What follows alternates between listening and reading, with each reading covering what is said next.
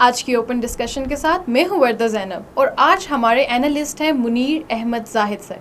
حالیہ جنگ میں پاکستان کو نیچرلی سائیکولوجیکل اپر ہینڈ ملا انڈیا پہ، تو اس کے بارے میں آپ ہمیں بتائیں کہ یہ کیا ہے؟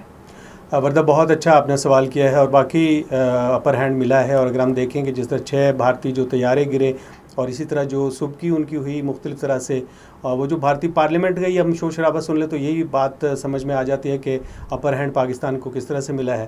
اور اس طرح بھارت کا ایک دیرینہ گمان یہ تھا کہ جو مشرقی اور جنوبی انفراسٹرکچر ہیں ان کے وہ جنگ سے محفوظ ہے. جیسے میں نے پہلے ذکر کیا، اب زمینی حقائق سے مطابقت یہ بات نہیں رکھتی.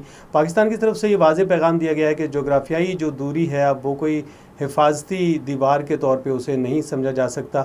پہلے سمجھا جاتا تھا کہ کشمیر، راجستھان یا پنجاب تک جنگ محدود رہے گی اور یہیں اختتام ہو جائے گی، لیکن لیفٹیننٹ جنرل چودھری کا جو بیان ہے اسے واضح ہوتا ہے کہ اب جنگ کسی مخصوص سرحد تک محدود نہیں رہے گی. اگر بھارت نے جنگ کی شروعات کی تو اسے پورے ملک کی گہرائی میں اس کا بھرپور جواب ملے گا.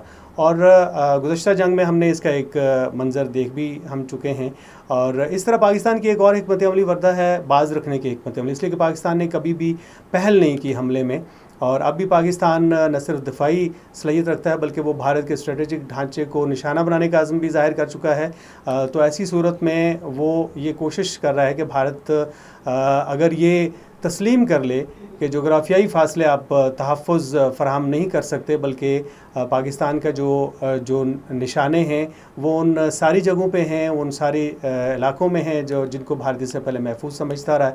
اور اس طرح لیفٹیننٹ جنرل احمد چودھری کا جو بیان آیا ہے کہ نئی اسٹریٹجک جو حقیقت ظاہر کرتی ہے کہ پاکستان کا جو دفاعی نظریہ ہے مکمل باز رکھنے کی حکمت عملی پر قائم ہے، جو نہ صرف مغربی محاذ بلکہ بھارت کے جو مشرقی دل تک اثر انداز ہو سکتا ہے. اگر جنوبی ایشیا میں واقعی جس کی خواہش کا اظہار کیا جاتا ہے امن چاہیے، تو بھارت کو اس کے جو خطرناک نتائج ہیں ان کا ادراک کرنا ہوگا، کیونکہ اگلی بار جو آغاز جو ہے مشرق سے ہوگا، اور عین ممکن ہے کہ وہ خواب جس طرح پہلے مودی صاحب دیکھتے تھے وہ خواب پہلے کی طرح پھر چکنا چور ہو جائے.